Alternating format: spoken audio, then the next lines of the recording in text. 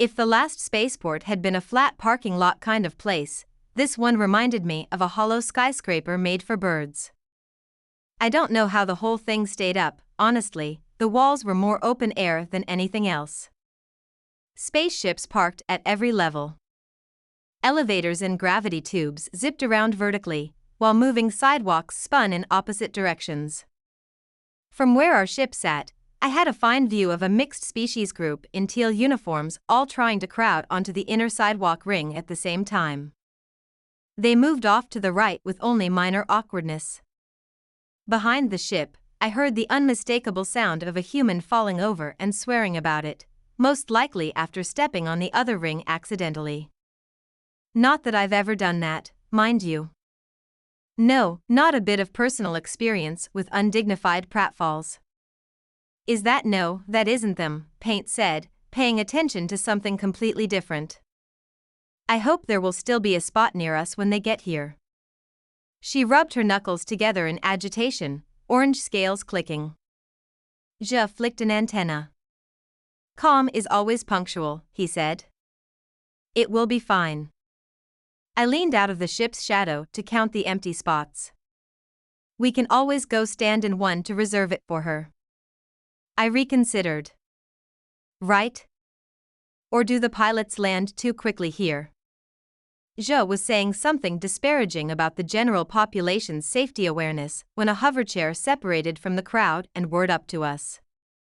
The driver was a pale human with glittery star crystals in his dark hair, thin legs that clearly didn't get much use, and bare feet. The toenail polish was even more galaxy-patterned than his hair. Stylish. He called out as soon as he was within polite speaking range. Is this the unflattenable? He asked, pointing at our ship. I looked up and back. Oh. No, but it'll be here soon. We're waiting for it too. Ah, he said. Sorry. Your ship looks a lot like it. Zhe didn't move, looking in both directions with his big bug eyes. Same manufacturers, he said. Paint was more enthusiastic. We haven't seen them in forever. She told the man. They're going to help us deliver a bunch of stuff in one trip. The man nodded. They're bringing cargo for me. I hoped they'd be here by now.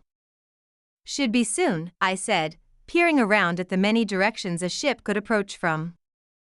No sign of another lemon-looking craft with solar sails. He nodded again. Everyone was awkwardly silent for a moment. A distant ship landed with a thump of faulty thrusters. Pedestrians on both sidewalks held loud conversations as they slid past. So what's your ship called? The man asked. Zhe straightened up. This is the good ship. Paint beat him to it. Slap the stars. Isn't that a great name? The man burst into laughter, then apologized at the angry tilt to Zhe's antennae. Sorry. I love it. I'm not much of a spacer, and I keep being surprised by some of the names that ships have around here. That is a perfectly normal name, Zhe told him with an abrupt motion of one pincher. Strongarm manufacturers. It is human ships that have the truly absurd titles. I grinned at him. You're still not over the droid jousting ship Hold My Beer, are you? Zhe's tone was extremely dry. I will never be over that. I saw some great ones earlier.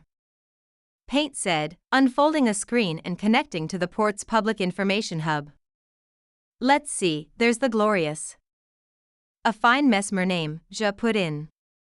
The Deep Thrum, I like that. Might be Frillian? Oh, and there's the human warship Funwrecker. I laughed. Yup, definitely human. And the Better Than You. That could really be either human or Mesmer, I said with a look at Zhe. Zhe flexed his pinchers, looking haughty. It all depends on whether it is true. Paint kept reading. What about the solar flare?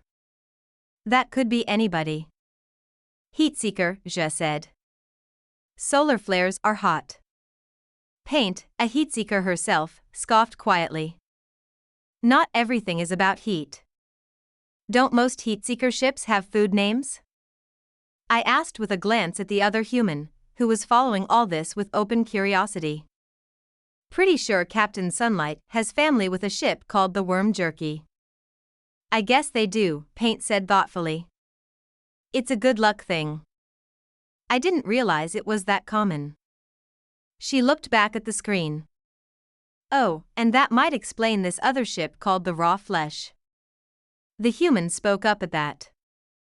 The what? I held up both hands. It's got to be a translation issue. A food thing. Some specific uncooked dish. Like sushi? The human just shook his head and made a face like he'd tasted something unpleasant. There's also the conqueror of the next ocean, Paint offered. That one's probably Strongarm. Yeah, that makes sense, I said. They're so proud of crawling out of their first ocean. Strongarms are the ones with tentacles, right? The human asked. Right, I told him. They look kind of like an octopus or a squid. You said your ship was designed by Strongarms? What was it called again? Slap the stars, I said. Strongarms do slap a number of things with those tentacles. It's a fun bit of sass in a ship name.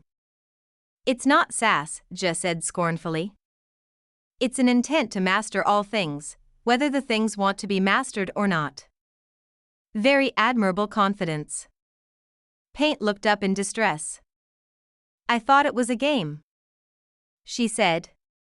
Something with pebbles on a table, right? Isn't that a thing? The door to our ship opened to admit the scaly yellow form of Captain Sunlight. I turned to her for answers.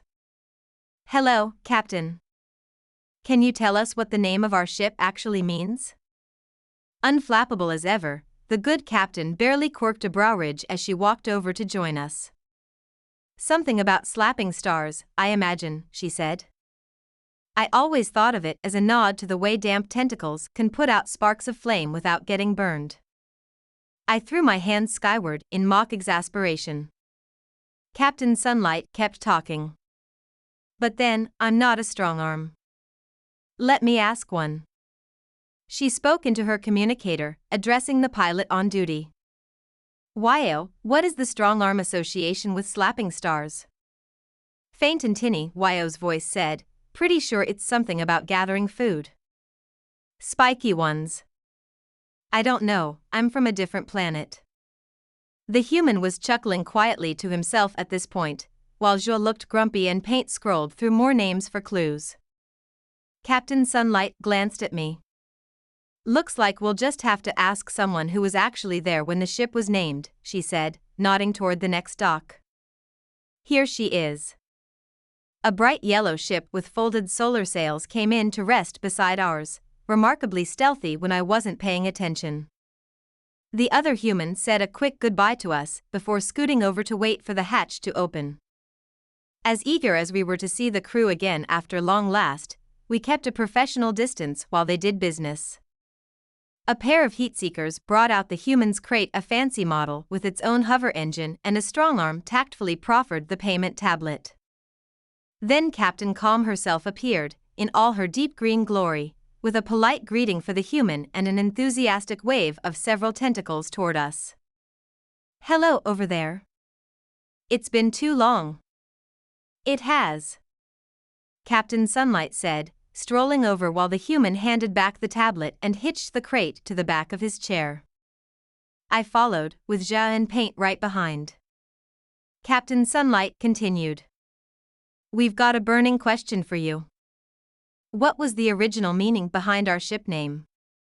We seem to have come up with several. I'd ask Pakap, but he's far away, and also an idiot, Captain Calm finished, speaking about her cousin with complete honesty. He'd only been in charge for the very beginning of my time on the ship, and idiot was generous. As you say, Captain Sunlight agreed. Well, if I recall correctly, it was actually inspired by a human thing, said Captain Calm. What? I blurted. In my peripheral vision, the other human paused before going on his way. That thing you do, Captain Calm said, waving a tentacle. Slapping each other in camaraderie. We what? I repeated, sharing a baffled look with the other guy. Captain Calm waved the one tentacle again, then flopped two against each other, making a wet sound.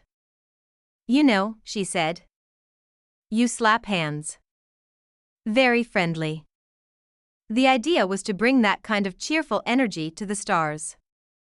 I held my hands apart, thinking of applause, then it hit me.